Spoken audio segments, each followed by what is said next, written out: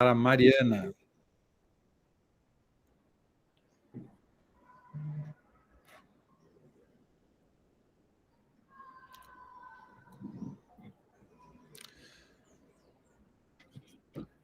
Muito bem, então, bom dia a todos. É um prazer encontrar bastante gente aqui, amiga. Outra turma que eu estou conhecendo hoje, eu sou o Maurício Verbel, da Alavan Consultoria. Nós temos um trabalho de assessoria e consultoria para a gestão das escolas, né? Uma parte da plateia que não nos conhece ainda, estamos há 34 anos nesse ambiente de escolas, tratando das questões de marketing, finanças, RH, governança corporativa, fusões e aquisições. Temos uma trajetória longa e somos também profissionais que fizeram suas escolhas no passado, com acertos e erros, e de tempos em tempos nós temos a oportunidade de trazer parceiros para lives abertas, né, gratuitas, para todo mundo que tem interesse em educação.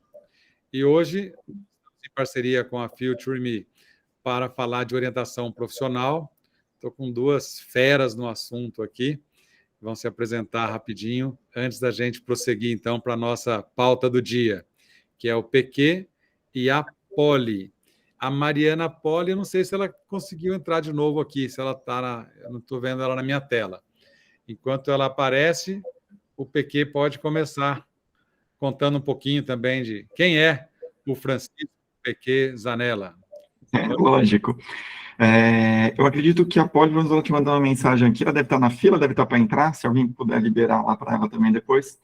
Mas eu vou aqui falando rapidamente com todo mundo. Primeiro, prazer aí, bom dia para quem não me conhece, algumas outras figurinhas aqui, já estive em outros momentos aí também bem prazerosos.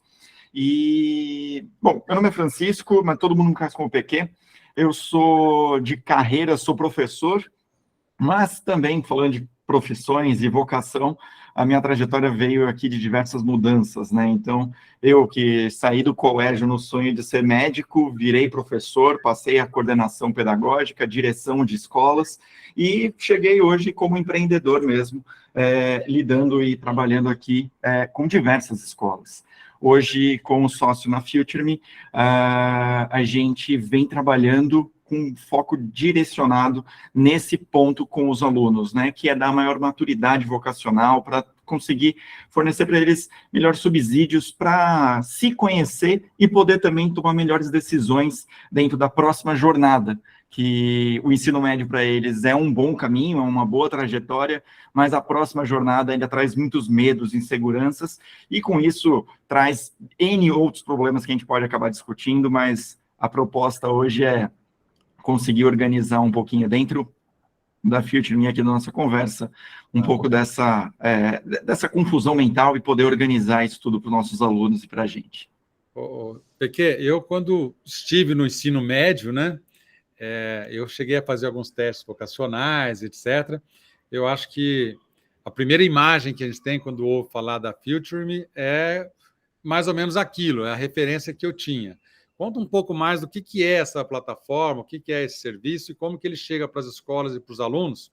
Depois a gente entra um pouco mais no funcionamento desse processo de orientação propriamente dito. Você sabe que, tipo, uma das dúvidas que a gente acaba recebendo é sempre este ponto, porque você trouxe a ideia do teste. E esta palavra teste vocacional não é o que a gente é, de fato. Nós somos uma orientação. E tem uma grande diferença entre teste e orientação.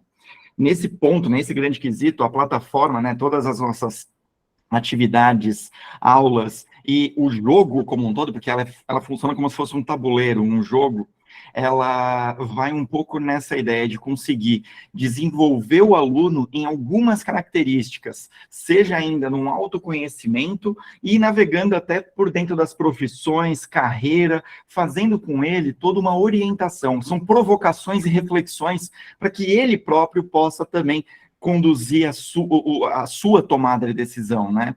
Então, nessa construção, nessa visão como um todo, a gente tem muito uma ideia de orientar. O teste, ele é funcional, ele tem diversas habilidades por trás, que daí a gente acaba utilizando de algumas dessas ferramentas para poder dar base até científica para dentro do jogo. Mas a ferramenta, ela orienta, ela provoca, é baseado nos testes, baseado nas perguntas, para a gente poder, de fato, tirar ali o melhor suco do aluno, realmente. É um pouco mais nessa linha. Muito bom. Mariana Poli acabou de chegar. Oi, gente. Eu estava aqui, eu fiquei de castigo, eu não conseguia desabilitar meu microfone. Assolaram todo mundo. Mariana, mas chegou a tempo, e a ideia é que você se apresente um pouquinho, conte um pouco da sua trajetória também, e aí eu vou dividindo as questões entre você e o PQ, por favor. Tá bem. Bom, me formei em psicologia há mais de 10 anos.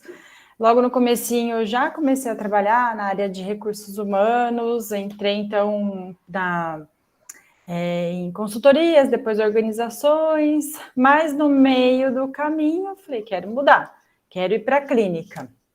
E aí bolei meu plano para ir para a clínica e fui fazer uma especialização, né? Eu já tinha feito MBA, fui para uma especialização em clínica e quando eu me vi, eu estava numa escola. E aí na escola fiquei os últimos 5 anos e também estava naquela transição. E meu plano A? Eu estava ali num plano B, né? Que tinha surgido no meio do caminho. E aí, esse ano fiz a transição, estou somente com a clínica, e aí eu trabalho hoje, né? Tanto atendimento de psicoterapia, quanto orientação profissional de carreira, todas as idades.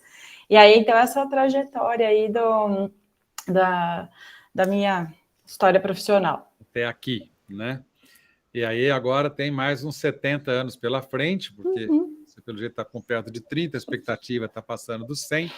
E eu já vou aproveitar esse gancho da ideia de longevidade, de tantas carreiras, para falar um pouquinho do primeiro bloco que eu vejo no trabalho da empresa em relação à orientação profissional, que é o autoconhecimento, né? Acredito eu que, sem essa primeira compreensão, que é onde eu fui buscar lá no meu tempo de ensino médio um teste vocacional que foi furado, né?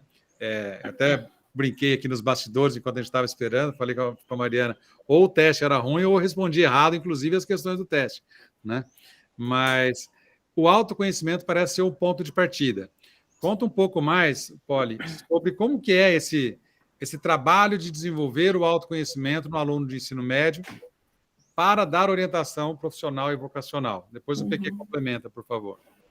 Eu acho que parte primeiro da nossa cultura mesmo, da dificuldade que a gente tem de se olhar, se ver, da liberdade que a gente tem com a gente mesmo, né? De olhar nossas dificuldades, nossos pontos a melhorar e até assumir nossas características positivas. Então, partindo desse princípio aí, a gente vai para o autoconhecimento para que a gente possa desenvolver essa pessoa na autocrítica, né? O que eu gosto de fazer, o que eu não gosto e não tenho problema nenhum em tirar da minha frente, quais são as minhas características, aquele tipo de personalidade, vamos dizer assim, predominante. Existem muitas atividades, muitos exercícios, testes e escalas que né, estão aí para serem usadas, mas aí a gente cai nesse tiro da água aí que você comentou com a gente antes, né? Precisa sempre de um suporte, de um apoio teórico, mas também sempre pensando que a resposta de um teste não vai sobressair ao que a pessoa diz sobre ela mesma, né? Então, o ponto principal também é esse, a pessoa ter mais autonomia sobre quem ela é. E aí, por meio de muitas atividades de discussões e reflexões, a gente chega nesse ponto profundo do autoconhecimento. E é legal quando a gente fala de atendimento único, né, individual. É legal, a gente vai mais a fundo, mas também num grupo é muito rico, porque a troca também, a identificação é muito bacana, então sempre tem a ganhar. O autoconhecimento é a base, sim. PQ complementa para a gente, aí contando um pouco de como é isso usando uma plataforma, quer dizer, se eu sou um aluno do médio e a escola em que eu sou estudante tem o uso da Future Me, eu vou fazer o que para me conhecer ali? Como é que é? Sim. É online? É presencial? Dá um pouco esse... Vou completar aqui esse ponto, colocando dentro do universo da escola, que ainda tem uma bagagem que acaba separando muito entre exatas humanas, biológicas, e acaba encaixando os alunos dentro de um conhecimento que não é bem aquele, não é esse modelo. E dentro da plataforma hoje, como tudo acontece online, a gente consegue quebrar essas barreiras, quebrar esses muros que engessavam dentro de exatas, humanas e biológicas, para começar uma jornada que o começo, o meio e o fim, ele pode ser comparado para a gente poder ver essa evolução como um todo. Então, ele não é simplesmente um monte de questionários ou um monte de ferramentas soltas, mas é um processo estruturado que a gente consegue ter, como logo a primeira atividade, ser um questionário de autoeficácia, com um questionário de indecisão, que vai começar a construir ali características que um pouco depois de outras atividades, outras reflexões, como eu coloco, a gente volta e compara. E a gente consegue ter esse depara do que era quando a gente estava dentro de um molde ainda pequeno e agora com um horizonte expandido. Como que a gente faz essa navegação? E a plataforma, por ser do universo dos alunos, então ela é online, ela é colorida, ela tem aquele diálogo com eles, possibilita exatamente isso. Então, a jornada, né, que é a nossa jornada futura, esse jogo, esse tabuleiro que ele percorre, faz exatamente esse papel, de conseguir fazer o primeiro raio-x, né, vamos colocar assim, a anamnese inicial do aluno, para ir caminhando com ele, identificando, para poder fazer essa comparação. Então, seria como se você, no seu teste passado, você tivesse tido duas oportunidades. O primeiro teste que te disse alguma coisa, não importa se é certo ou se é errado, como que foi, mas que ao longo do processo você vai lá e compara novamente, para que você pudesse ter um cenário, não uma foto, mas um filme em cima disso tudo. Essa é a grande jogada. E uma coisa que você falou que eu acho que deve ser muito interessante tá ligada à palavra gamificação, né?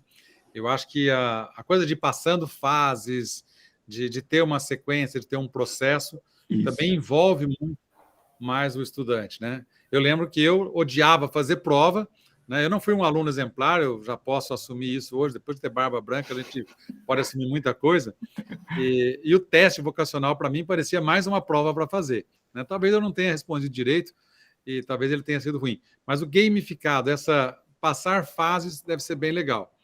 E isso demora meses, semanas, ano, como que isso se distribui no tempo, essa primeira fase ainda do autoconhecimento? Usando isso na plataforma na escola, e a Mariana complementa depois, falando um pouco disso no universo ali do atendimento individual, né? Não sei se chega a falar que é um processo de terapia, mas quanto tempo que demora para cair a ficha de se eu vou para gastronomia ou para engenharia, né? Fala primeiro.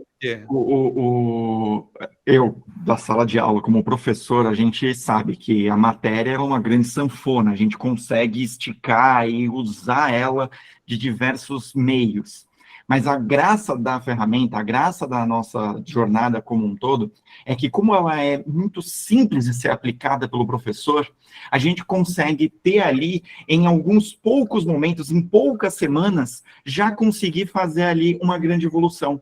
Então, nessa primeira etapa do autoconhecimento, hoje a gente tem programado que a gente consegue atuar em 1 ou 2 aulas. Então, significa que em 50 ou 100 minutos, depende, né? Em 1 ou 2 aulas, 1 ou 2 semanas, a gente já está com os alunos embarcados na plataforma, porque também fazer o embarque é literalmente um código, é só colocar e já está dentro, é muito rápido. E com isso daí, a gente faz agora a jornada, inicia-se essa jornada. Ela é totalmente autoguiada, então, para o aluno como um todo, ele, como você colocou, né, ele é gamificado, então ele tem ali uma dinâmica por trás. Então, é rápida. Dentro da escola, não é um processo que consome. Seria mais ou menos a aula do projeto de vida. Já está ali as aulas estipuladas, encaixa ali a plataforma. Ele já tem a aula de projeto de vida, ele pode usar essas aulas para ir fazendo o cumprimento das etapas, é isso, né? Exatamente, exatamente. E, Mariana, como que é isso para... Eu tenho um filho no ensino médio, eu quero uma coisa mais individualizada, e eu contratei um serviço da Mariana para me ajudar nesse processo. Olha, eu vou comentar uma coisinha do que o PQ falou sobre o processo, que linka muito com o que a gente faz na clínica, né? É um processo semi-estruturado, na clínica a gente não segue uma plataforma, por exemplo, que facilitaria bastante, porque é bem legal, eu vi o material, vi como funciona a plataforma, orienta bastante passo a passo do professor, super ajuda, mas está muito conectado com o que é a realidade na clínica, porque se a gente fala de orientação profissional e de carreira, eu estou falando como se fosse uma psicoterapia breve. Ela tem data de início, ela tem data de fim, dura em torno de 8 a 12 sessões, mais ou menos, depende do engajamento, né? Às vezes a gente pede para fazer uma atividade em casa, não faz, então a gente vai fazer na sessão, então uma sessão a mais. Isso aí é mais flexível porque a gente pensa em clínica. Mas começa sempre pelo autoconhecimento, em torno de 2, 3 encontros aí de 50 minutinhos, que é um pouquinho mais rápido do que em escola, a gente consegue fazer a pessoa passar por essas etapas de reflexão. Lembrando que não é só na sessão, a gente gosta que vivencie isso ao longo da semana, né? Porque a gente tem um encontro só, é muito injusto só um encontro para a gente. Então, fica aquelas discussões ecoando na cabeça, principalmente do adolescente, né? Eles ficam ecoando para depois no próximo encontro, na próxima sessão, a gente retoma aquilo.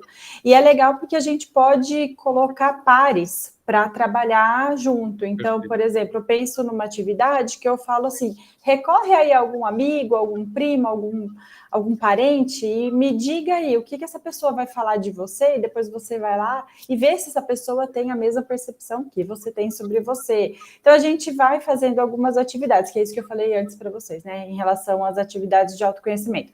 Envolve a sociedade, envolve o meio, porque, afinal de contas, a gente está inserido, né? Legal demais.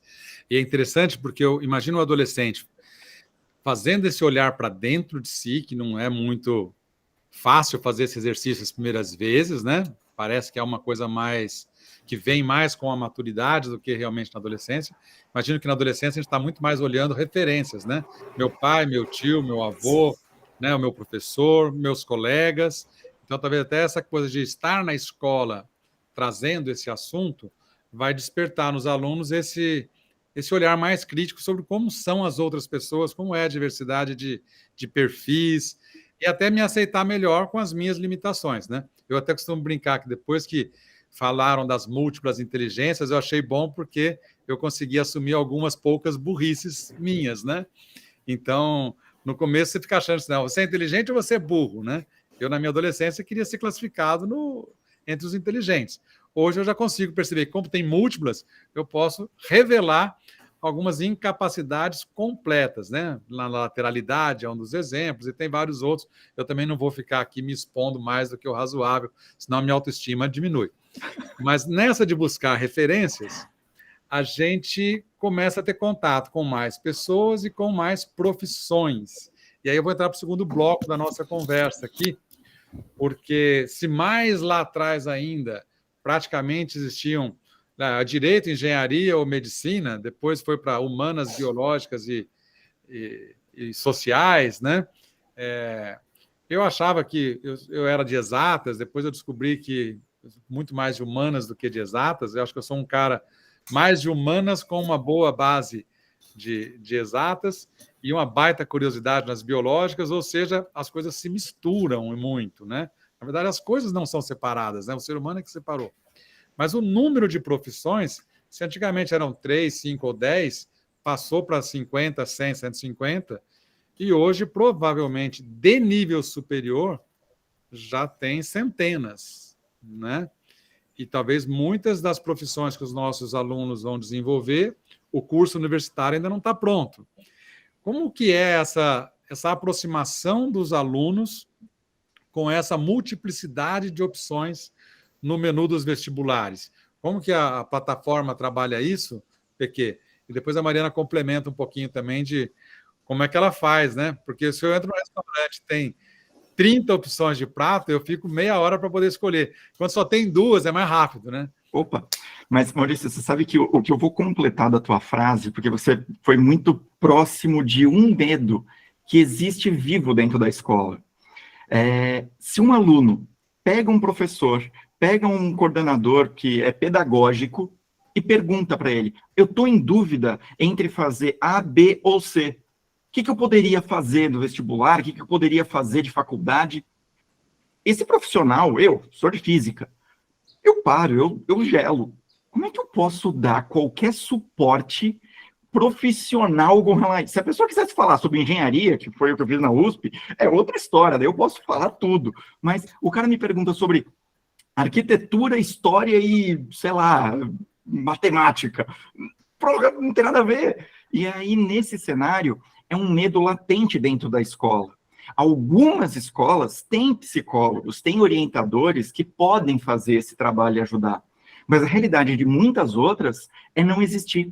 E aí, com a vastidão de cursos, com a quantidade de opções que os alunos têm, e muitos profissionais de educação, às vezes, não conseguem ter esse acompanhamento todo, a plataforma vai nesse alento, vai confortar a escola nisso. Porque a gente agora, né, descobre que a gente é muito capaz, tem altas competências de diversas coisas, mas está tudo bem a gente não ter para outras. Isso. O professor se cobra em diversos pontos. Então, na hora que ele é questionado pelo aluno fazer o curso A, B ou C, ele vai ficar, tipo, não sei como te ajudar. Não sei nem que curso é esse, né? Agora, tendo uma plataforma para auxiliar a escola, auxiliar os professores nessa construção, acalma essa dor e essa pressão. Porque todas essas dúvidas dos alunos está estruturada de alguma forma. A gente, então, navega primeiro para um autoconhecimento, para fazer as provocações, e vai nascer dúvida, e isso é bom, para que a gente possa cair num momento de visão profissional e mundo dessas profissões como um todo, que são as nossas fases. E ali, dentro da plataforma, agora, o professor de projeto de vida, que muitos deles também não são psicólogos, então, diferente da Mariana, que seria fantástico ter uma professora... Eu queria essa professora para mim, né? Porque... Nossa, todas as escolas querem a Poli. Depois dessa conversa aqui, ela vai receber, tipo, trocentas escolas para pedir ajuda.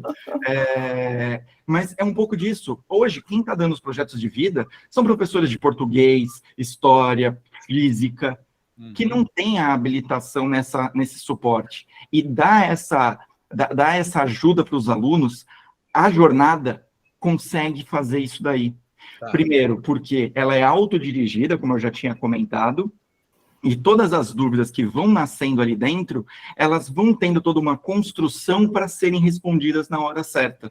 E aí, desta forma, o professor, ele passa a ser muito mais uma pessoa para estar ali mediando. Companheiro de viagem, né? Não necessariamente a Barça do aluno, né? Exatamente. É aquela velha visão do tipo, o professor, ele não está mais nessa posição dele estar em cima de um pedestal, o conhecedor de toda a verdade.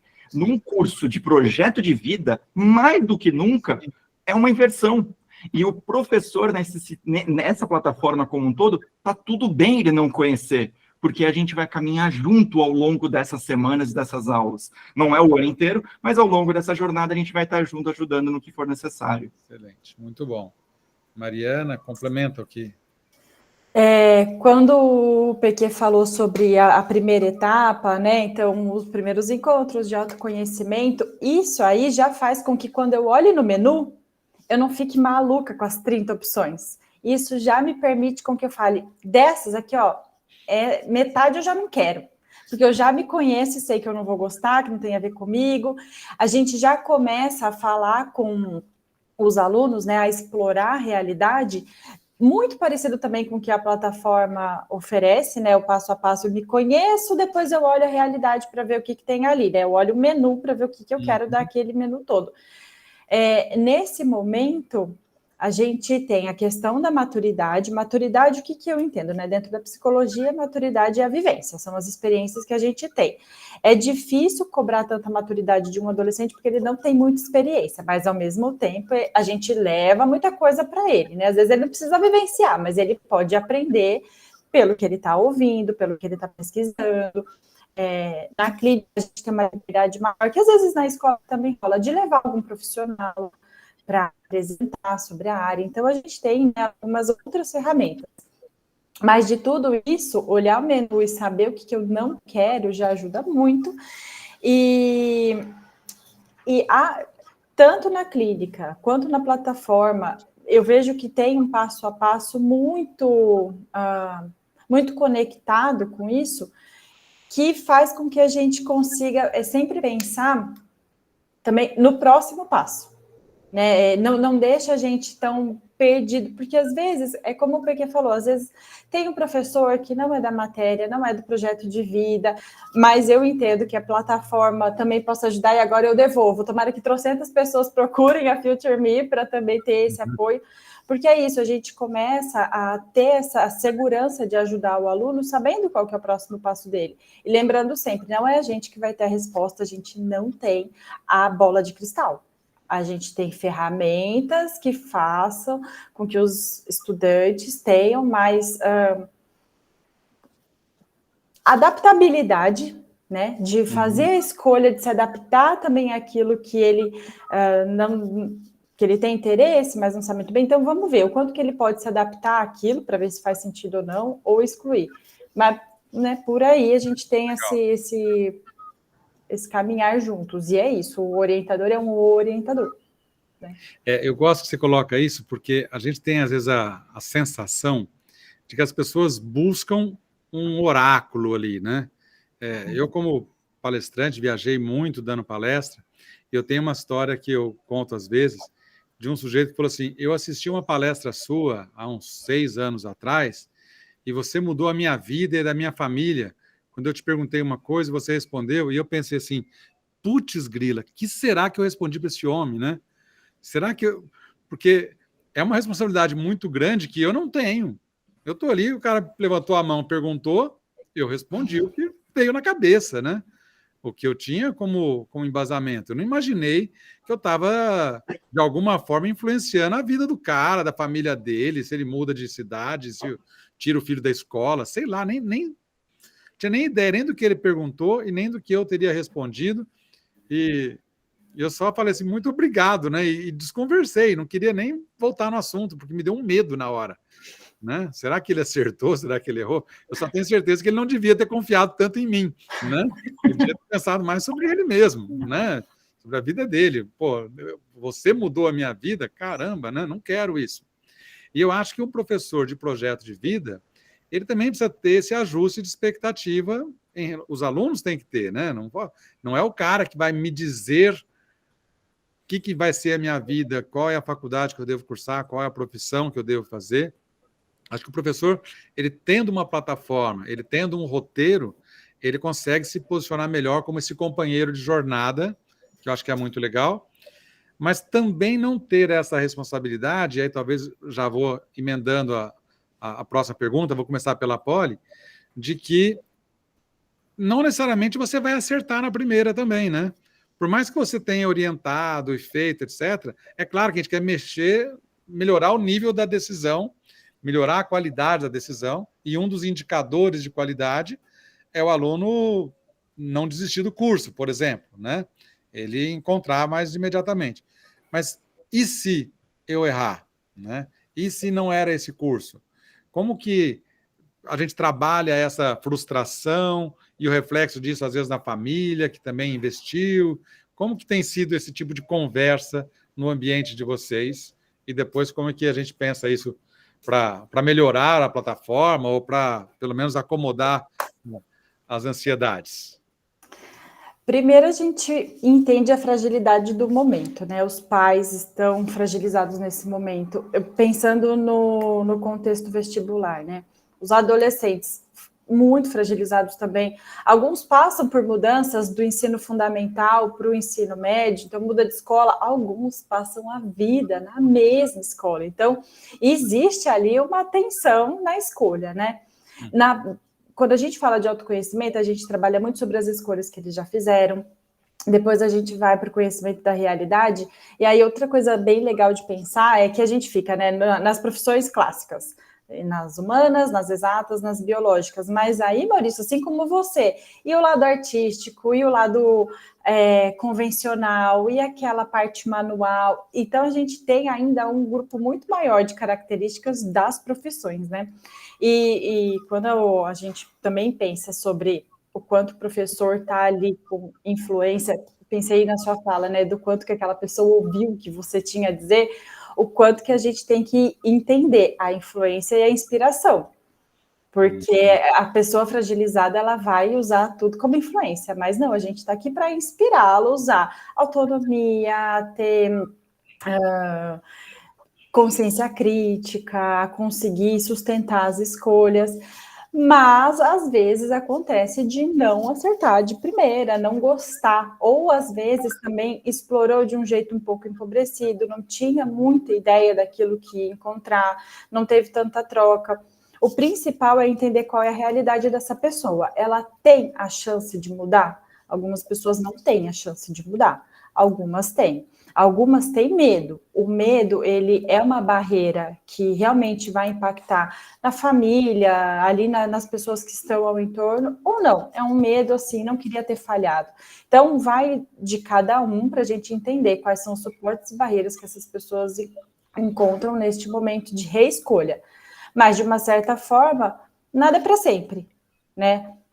Dentro da própria profissão, eu penso por mim, dentro da própria profissão. Eu passei por RH, eu passei por escola e hoje na clínica. Isso também é uma mudança, né? Então, a gente pensa assim, em primeiro lugar, o cuidado com a fragilidade daquele momento, daquela pessoa. Legal. PQ, faça um complemento para nós. Eu gosto muito sempre de pensar nisso, que é sempre um complemento. Errar, quando a gente fala em errar na escola, a gente está acertando. Sim. Porque errar na escola é você trazer para frente, trazer o mais rápido possível a oportunidade de descobrir o certo, vamos dizer assim, né? Se existe um certo nessa situação. Mas quando a gente pensa nessas mudanças todas, e é muito legal quando eu converso com as escolas, converso com os professores, porque muitos deles trazem os próprios relatos.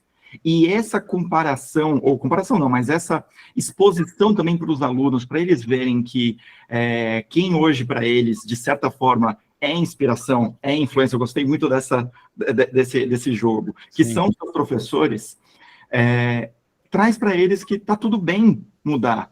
A gente tem professores que fazem aqui a jornada junto conosco, que são formados em Direito, resolveu fazer Química e hoje está dando aula de projeto de vida. Então, assim, tipo, essa trajetória, ela não vai ser uma linha reta. E aí é muito legal, dentro dessa descoberta toda para os alunos, que aqueles mais cartesianos, e eu me coloco nesse barco, que a gente pensa que vai ser sempre uma linha que eu tracei e vai ser tudo bonitinho, não, vai ser uma coisa que você vai construir ao longo da jornada. E a gente vai cair em certos desafios que, às vezes, botar a mão na consciência e ter que refletir vai ser a provocação. E você vai acabar construindo, você vai acabar mudando de opinião e tá tudo bem. O que antes você pensava ser desse jeito e você gostava muito disso, hoje em dia não é tanto assim. E isso daí vai dando as fortalezas para eles. Tanto que uma das atividades que a gente tem aqui é exatamente discutir algumas fraquezas e fortalezas, porque é legal poder comparar esses pontos, fraquezas, fortalezas, as oportunidades, as ameaças, porque isso é temporal. Então, dentro daquele contexto, dentro daquela conjuntura, aquilo ali é vivo. Passa um tempo, passa, se desenvolve, muda, e essa construção toda acaba sendo natural. E ter essa visão do professor para os alunos acaba enriquecendo demais esse diálogo e conectando, né? Porque hoje uma das coisas que a gente mais ouve é o aluno desengajado, é o aluno que não quer saber da aula. É porque ele só quer saber do Big Brother, quer saber do Instagram. Se a gente consegue, principalmente numa aula que pode ser super divertida, como uma aula de projeto de vida, porque ela é descontextualizada ainda do cenário tradicional, colocar essas dinâmicas da vida pessoal, mostrar que eu mudei, você pode mudar, o outro mudou. Você sabe a história do professor fulano de tal? Conseguir trazer esse jogo de cintura vai deixar a galera super conectada. E aí você, deita e rola com essa turma, e ainda com uma plataforma que eles querem mexer, porque eles querem mexer no celular. Então, deixa eles mexerem, deixa navegar junto. É um match que faz a continuidade ser boa. Legal. A gente vai entrar exatamente nesse ponto do match entre o aluno e as opções que mais convém a ele. Mas eu vou abrir um parênteses a partir da fala de vocês, de algo que eu lembrei recente. aconteceu um módulo dentro do curso da Alabama para gestores de escolas, um módulo de gestão estratégica da escola. E aí os donos de escola que participam desse curso, eles também foram apresentados à origem e ao desenvolvimento do pensamento de planejamento estratégico. Há um tempo atrás, quando eu estava na faculdade, planejamento estratégico era um processo linear. O pensamento da gente era muito linear. A carreira, né? É um passo a passo, é subir a montanha, chegar no topo. Sempre eram metáforas de caminhos, de passo a passo, de escolhas, de uma trajetória planejada e escolhida. Hoje o universo está muito mais dinâmico, as incertezas são muito mais presentes e as empresas não têm mais a mesma forma de fazer planejamento estratégico. A gente fala muito de prontidão estratégica, de quando as coisas fogem do controle, você se reequilibrar. Eu vejo que a mesma lógica parece permear essa questão do aluno. Ele tem tantas opções que fica difícil você falar para ele o seu caminho é esse. Você prefere, talvez, fortalecer esse aluno com o autoconhecimento e conhecimento do meio para que ele caminhe nas instabilidades que podem acontecer. Acho que é por aí, não é? Eu concordo total com essa ideia do tipo, não é a autoproteção. Porque uma das conversas que eu tenho com uma escola é exatamente sobre os pais ficarem numa super proteção dos seus filhos. E isso acontece muito também com os mais novinhos, né, do ensino infantil e Fundi 1. Mas é deixar cair, deixa arranhar o joelho, deixa a coisa acontecer, ele não vai acontecer. Você vai ali, tá do suporte, mas deixa cair. É a mesma coisa dos mais velhos. Perfeito. Acho que é isso mesmo. Mariana? Maurício, você comentou da trajetória, eu gosto de usar essa metáfora, porque antes era um corredor, carreira, às vezes como escada, mas era um corredor. Sim. Hoje é o universo Marvel, é multiverso, é o Loki, sobe e desce, vai para lá, vai para cá, é isso, plano A, plano B. Tem meu professor Rodolfo, ele sempre fala, plano bom é plano que muda. Então, a gente tem que estar aberto à mudança, senão a gente fica muito rígido, a gente fica infeliz. A rigidez, ela não é boa, né, nesse processo de carreira, porque a partir das nossas experiências, a gente tem mais maturidade, porque maturidade está conectada aí com o quanto que a gente experiencia. E que bom que a gente não é o mesmo. Se eu fosse a mesma de quando eu tinha 15 anos, ia ter algum problema? Então, a gente vai mudando e tá tudo bem. E são tantas opções mesmo que o ponto principal, claro, é o autoconhecimento, sustentar a escolha. A partir do momento que eu não sustento mais essa escolha, a escolha envolve sempre, né, pegar alguma coisa e outra deixar de lado, que dói. Às vezes dói bastante deixar isso de lado. Então, dói muito. Então, sustentar isso e no momento em que fala, não, fiz uma escolha que eu quero reescolher, né, não quero mais isso, sustentar o abandono e aí pensar nesse planejamento. Por isso que a gente fala de orientação profissional e de carreira, porque depois que você já tem uma formação ou já está no meio do caminho, tudo bem mudar. E aí o importante, o que pode facilitar é planejar a mudança, né? Muito legal. Eu que também estava comentando do mais linear e dessas diferenças, eu fico imaginando que dentro de projeto de vida você vai ter o estudante, que é o foco desse projeto, o desenvolvimento do projeto, e um professor que está, de certa forma, conduzindo, orientando, apoiando essa jornada do estudante, né?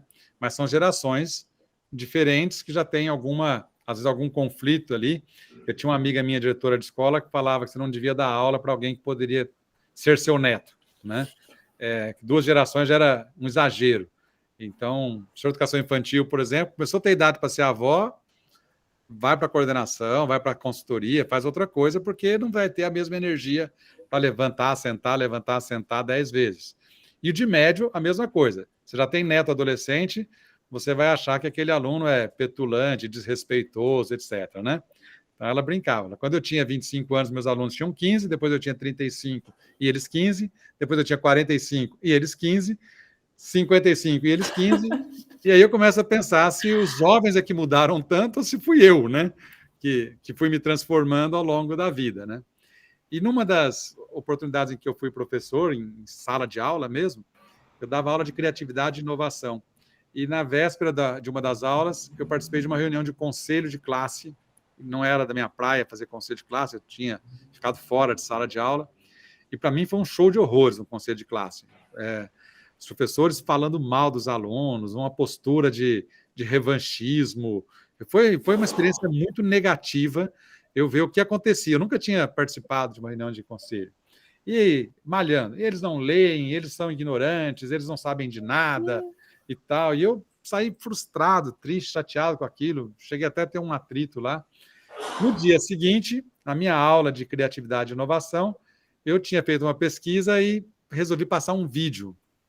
E, ao preparar a minha aula, eu conheci um sujeito chamado Gustavo Horn, que é um cara muito ligado a esse universo da criatividade e inovação. Então, a hora que os alunos iam entrar na sala, eu deixei o vídeo pausado no início da vinheta do Gustavo Horn, né? Então, era uma coisa meio embaçada, projetada no telão. Os alunos vieram do recreio para a minha aula e entraram, então, no auditório, e um deles bateu o olho na tela, aquele colorido meio desfocado de uma coisa que está, uma vinheta que está se formando e foi pausada. Ele bateu o olho e falou assim: pô, Gustavo Horn, que da hora. Aí eu pensei, desinformados somos nós, né? O moleque já sabia 1000 vezes mais do que eu, professor, sobre a obra desse sujeito, que é muito legal, tem um papo legal, etc. e tal. Então, eu acho que a gente também precisa, na hora de falar de orientação profissional, pensar um pouco nos orientadores, né? Nos professores que vão dar esse suporte aos alunos. Como que a gente pode contribuir ou deixar alguma mensagem para esses que vão ter a responsabilidade, talvez até aumentada por conta de quem não está se inspirando, mas está se referenciando, não sei se eu estou usando a palavra certa, que a Polly colocou, mas como é que eu preparo um pouco mais o professor para ser esse companheiro de viagem? Como que é isso na plataforma e no trabalho de vocês, Piquet? Vou puxar aqui a fala primeiro, até porque você me lembrou muito as minhas aulas, porque eu fazia atividades com essa preocupação de não estar tão descolado dos alunos. Então, quando eu pegava a primeira série do médio, depois também peguei a terceira série do médio, fiquei sempre no ensino médio ou no pré-vestibular. No pré-vestibular é outra dinâmica. No ensino médio, eu sempre passava para eles um formuláriozinho. Na verdade, eram dois no mês do ano, mas era como professor, não era pela instituição, não era pela escola. Uhum. E aí eu passava lá para descobrir exatamente quais são as séries que você está vendo, quais são as músicas que você está ouvindo, me conta das suas curiosidades. E aí, por tabela, eu também perguntava um pouquinho mais para frente com relação ao que eles pensavam sobre fazer de carreira, porque eu já ia conseguindo costurar. E eu preparava as minhas aulas de física modeladas em cima de exemplos para eles. Era um jeito que eu tentei desenvolver para ficar mais próximo. E o jogo da tecnologia hoje em dia, e principalmente o jogo que a gente tem junto com a plataforma, é que a gente consegue gerar um relatório para a escola que vai trazer uma riqueza de detalhes com relação às turmas que estão participando, que ajuda demais nessa construção. Então, assim, de uma certa forma, vou colocar bem entre aspas, eu perdia quase uma aula para ficar fazendo essas perguntas e coisas assim do tipo. Agora, a gente consegue, de forma mais dinâmica, de forma mais interativa com a plataforma, descobrir alguns perfis. Eu vou colocar não o perfil do aluno, porque também poderia, mas pensando na turma como um todo, você professor ou coordenador, orientador, poder olhar ali o macro, mas o perfil da turma para poder propor atividades, propor outros jogos, dinâmicas, e mesmo trazer eles, às vezes, para uma posição de serem mais ouvidos.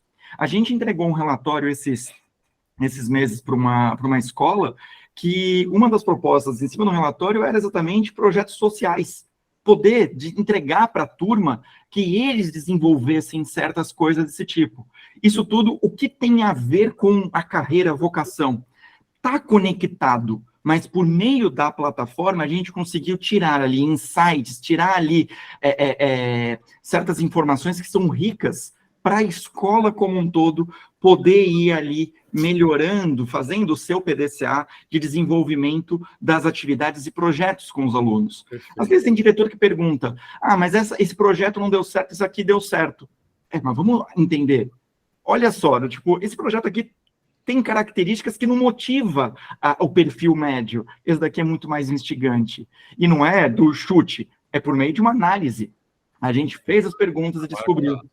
Exatamente. E fora a parte vocacional, porque a gente também consegue levantar com isso quais são as carreiras que eles estão hoje olhando, em cima de 3 momentos ao longo da jornada, quais são as faculdades que eles estão olhando para poder, de fato, desenvolver da escola para a comunidade, da escola para os alunos, feiras de profissão, desenvolver atividades. Então, a nossa jornada, a nossa ferramenta, ela não é uma ferramenta para o aluno, uma ferramenta para o professor melhorar a sua dinâmica, mas é uma ferramenta para toda a comunidade escolar como um todo. E é esse o grande ganho, pela riqueza de detalhes e pelo suporte em desenvolvimento do aluno como um todo. Legal. Mariana, comenta um pouquinho do que você imagina que pode ajudar aí o profissional da orientação profissional. Uhum. A gente tem que repensar não, a gente tem que olhar para a nossa carreira também, né? Porque nessa troca a gente se depara com alguns conflitos também, e é normal. Então, o professor olhar para a própria carreira, a escola olhar para o próprio professor em relação a esse apoio que ele está dando, porque é isso, nem toda escola vai ter um psicólogo, um orientador, então, às vezes, é um professor de uma outra matéria que vai conduzir ali o projeto de vida, por exemplo. Então, o primeiro passo é olhar para a própria carreira, tanto quanto a instituição olhar e o próprio professor. E uma coisa que, gente, sem o interesse genuíno não vai ter conexão. Então, tem que partir do professor também aquele interesse genuíno, não só pela galera ali que ele está trabalhando. E você comentou das gerações, né? Meu Deus, eu quero ter 60 anos e estar super conectada com os adolescentes, porque é uma faixa etária que, assim, tem meu coração.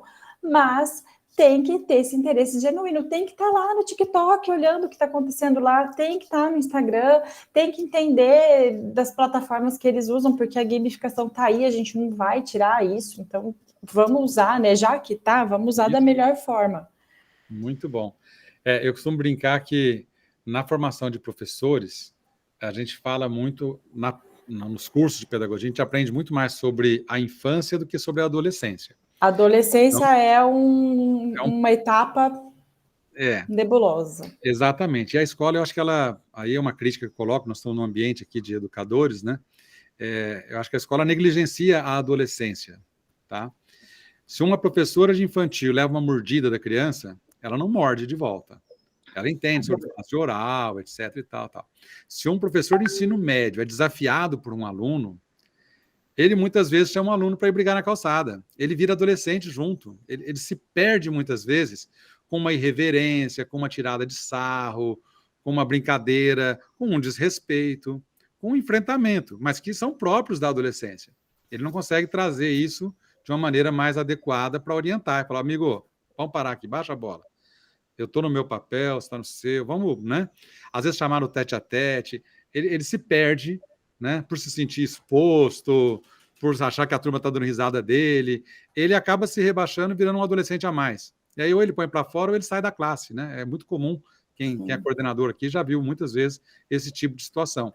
Tanto o professor botar para fora um monte de aluno de uma vez e sistematicamente, quer dizer, não consigo, ou até ele abandonar o barco, né? Larga todo mundo lá e ele sai chorando, ele sai revoltado, sai batendo porta, que também não é um comportamento adequado para uma pessoa que tenha maturidade para conduzir uma sala de aula. Mas eu vou para a última pergunta nossa aqui, que é uma pergunta surpresa para deixar os nossos entrevistados aqui, né? E eu vou fazer um preâmbulo dela. No meu tempo de faculdade, eu tive uma professora da área de RH, Polly, uma área que você trabalhou, e ela tinha um projeto muito grande com o Banco do Brasil. Eu já sou formado há mais de 30 anos, e ela já era sênior naquela época, e naquele tempo, ser gerente do Banco do Brasil era um tudo de bom, né? A família, quando o filho virou gerente do Banco do Brasil, passou no concurso para gerente do Banco do Brasil, todo mundo falava, esse acertou a vida, que ali ele vai ganhar bem, vai ter a vida inteira e tal. E ela tinha um trabalho muito grande com o Banco do Brasil no combate ao alcoolismo de gerentes do Banco do Brasil.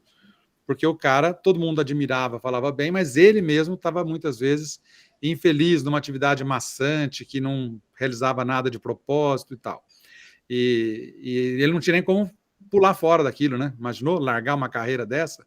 Então, ele vivia conflitos e isso aumentava a incidência de alcoolismo, e ela tinha um projeto para auxiliar essa turma a lidar com esse vício, né? Isso me marcou bastante, porque eu também cresci num ambiente em que eu tinha um tio que era gerente do Banespa, e ser gerente do Banespa já era muito bom também. Não era tão bom quanto ser gerente do Banco do Brasil, mas já era realmente um grande avanço, né? Então, a pergunta final para vocês é assim: o que é sucesso na carreira e o que é sucesso na orientação profissional? Como é que você mediria? Não vou nem falar como é que mede, mas como é que você qualifica? O que é para você chegar para um jovem e falar assim, esse menino vai ter um sucesso profissional? É ganhar dinheiro igual ganhava no Banco do Brasil? É fazer a gastronomia porque ele gosta de fazer merengue? Como eu estou brincando um pouco com as coisas, mas é para dar um tempinho para vocês pensarem ali. O que vocês consideram sucesso profissional para a carreira desse jovem que vai entrar agora, com 19, 20 anos numa escolha, e vai viver mais de 100? Ou seja, nós estamos falando dos próximos 80% da vida dele, né? E o que é sucesso para o orientador profissional? Como ele pode falar assim, fiz um bom trabalho. Se ele acertou ou ele errou, não sei, mas eu fiz um bom trabalho. Desculpa, Paulo, eu vou puxar de novo aqui primeiro. Eu acho interessante falar do sucesso, porque isso, com certeza, foi um dos temas que mais mudou como resposta, vamos colocar assim, ao longo das gerações. Meu pai, ele é formado em História. Nunca atuou como historiador, porque ele foi trabalhar como vendedor de representante comercial e ficou na mesma empresa por muitos anos. E nesse cenário como um todo, o sucesso para a geração do meu pai era marcado por essa estabilidade. Ele conseguir ser reconhecido dentro da onde ele está para poder ficar ali por muitos e muitos anos.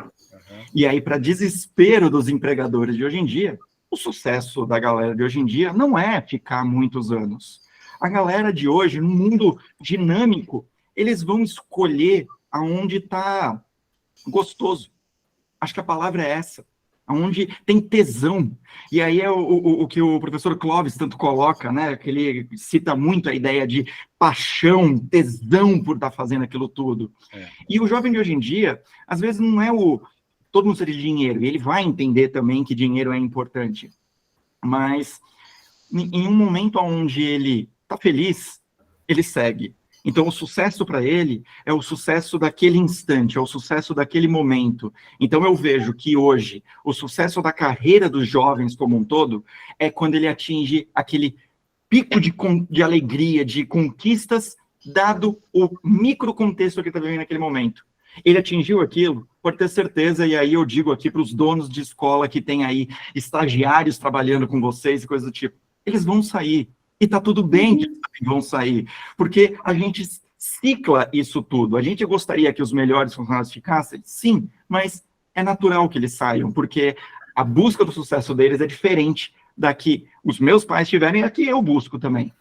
E agora, fazendo a segunda parte, com relação ao sucesso do orientador profissional, essa para mim vai ser talvez mais difícil de responder, mas eu diria que se eu me colocando como um orientador profissional, seria fazer as provocações, porque hoje o sucesso da minha plataforma, só vou dizer que ela foi um sucesso se eu conseguir ver na cara dos meus alunos que eu tirei eles da zona de conforto, que a gente diz. Eu consegui provocá-los a refletir sobre a carreira, a profissão, o caminho dele como um todo. E se vai ou não fazer faculdade, às vezes. Sim, inclusive isso, né? É um pouco nesse sentido. E o mais legal é quando você pega aquele aluno que vira e fala, quero fazer medicina desde sempre. E começa logo na segunda aula, pronto, já é sucesso. Eu já bati o que eu queria com a minha plataforma, já fiz exatamente o papel do jogo como um todo. Tem mais a ver com perguntar do que responder, né, Feque? Muito bom. Desestabilizar. Poli? Vou fazer o inverso. Para mim, o que eu vejo como sucesso na carreira do orientador? É quando a gente consegue entender qual é o sucesso que o orientador quer. E aí, né? E se ele cresce, eu cresço junto, porque eu estou com ele. Então, eu entendo que para o orientador, para mim, pelo menos, eu tenho essa visão. O quanto que eu consigo auxiliar, eu me vejo como uma assistente daquele orientando. E para o orientando, tem muito a ver com o que o PQ falou, é a compatibilidade de valores, né? Quais são os valores que ele tem? Na clínica, eu atendo adolescente que quer prestar concurso, porque entende que isso é a melhor forma e tá tudo bem, e no final das contas isso super interessa. E eu tenho aquele que não quero nem ter carro, não quero ter casa própria, eu vivo de Uber tranquilamente, eu vivo de Airbnb tranquilamente, eu quero ter um lugar que seja, ter um trabalho que seja minha cara. E outra, o que é o trabalho para cada um? O que cada um entende como trabalho? O PQ falou da medicina, eu já orientei uma pessoa que queria ser tatuadora e a mãe estava entrando em surto. E ele queria ser tatuador. Qual é o problema dele ser tatuador, se ele fazia aquilo tão bem, gostava tanto, que aquele trabalho significava para ele. E para o orientador, o sucesso, ele vai ser constante desde que ele sempre esteja se aprimorando, se atualizando. E isso não tem como parar. Se a gente ficar nas técnicas passadas, a gente não vai conseguir trazer para o atual aquilo qual é a demanda, né, atual, na verdade. Muito bom. Gente, muito obrigado. Acho que cumprimos aqui o nosso propósito hoje de levar essa informação, de trazer inquietações. Apesar da gente ter essa dificuldade técnica no início, eu acho que a coisa fluiu muito bem, a conversa foi muito boa. Eu, recentemente, fui convidado para dar uma dessas palestras de orientação profissional, naquelas semanas das profissões numa escola. Eu sou administrador, contei um pouco da minha trajetória e tal, e no final, um aluno perguntou para mim assim: Maurício, você acha que o dinheiro traz felicidade? Aí eu, tentando responder, fiz um preâmbulo falando do livro Felicidade, do Gianetti da Fonseca, que mostra que dinheiro traz felicidade para quem está realmente abaixo da linha da pobreza, né? $1 a mais muda a qualidade de vida e realmente ele fica mais feliz, mas que do mediano para cima não tem correlação entre renda, riqueza, dinheiro e indicadores de felicidade. Muito na linha das métricas mesmo, como um administrador, um economista poderia responder, mas no final veio um insight que eu uso até agora. Eu falo assim, dinheiro não traz a felicidade, mas a felicidade traz dinheiro, né? Uma boa escolha, com certeza, vai fazer você ser um profissional mais engajado, mais capaz de se atualizar, que vai curtir o que está fazendo, que vai fazer bem feito o que faz, e isso naturalmente vai refletir num sucesso também econômico, né, no exercício da profissão. Acho que nós concluímos aqui. Deixo um abraço para todos, uma felicidade. PQ e Mariana, se quiser deixar também alguma mensagem final, fiquem à vontade. Obrigado pela participação de vocês. Queria agradecer aqui também todas as escolas, todos professores, coordenadores, diretores, mantenedores que estão aqui com a gente.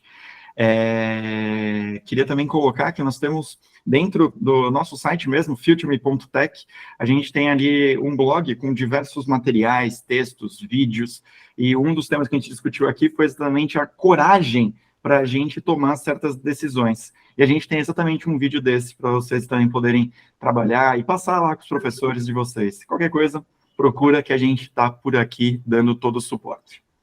Muito bom. Gente, obrigada pela presença. Eu desejo que vocês tenham uma boa jornada aí com os professores e com os alunos. Se precisarem de algum apoio também, sei que a FutureBee tem ali o blog muito bom.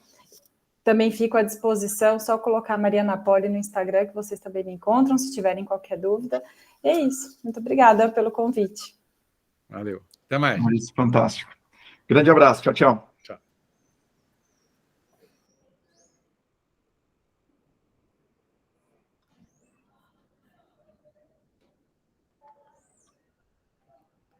Vanessa, acho que pode parar a gravação. Você está aqui. Vanessa, muito obrigado pelo seu apoio, viu? Você foi fundamental hoje aqui pra gente, viu? Valeu, Dagoberto. Saudade, meu amigo. Um dia a gente vai se ver aí, PQ. Certeza, quando estiver em São Paulo, eu te dou um toque aí. Eu quero marcar agora um churrasco na tua casa aí. Vamos lá. Valeu, um abraço. Tchau. Tchau. Obrigado. Tchau, tchau. Dagoberto serve um Tchau. vinho na casa dele lá, muito bom, viu, Pequê? Acho que é Chapinha. Chapinha, olha, Chapinha, isso. tem sempre um ótimo vinho ali. Maurício, quero agradecer também. Muito obrigado pela oportunidade toda. Para você aí, viu? Tchau, Tudo tchau. bom. Tchau. Tchau, Obrigado. tchau. Tchau. Maurício, depois manda uma mensagenzinha lá no WhatsApp. A gente A toca gente vai isso. falando. Tá legal. Valeu, até Eu mais. vou sair Tchau. aqui também. Acho que a Vanessa vai fechar a gravação. Então, obrigado, Vanessa. Tudo de bom. E a gente se fala daqui a pouquinho. Tchau, tchau. Obrigado, tchau.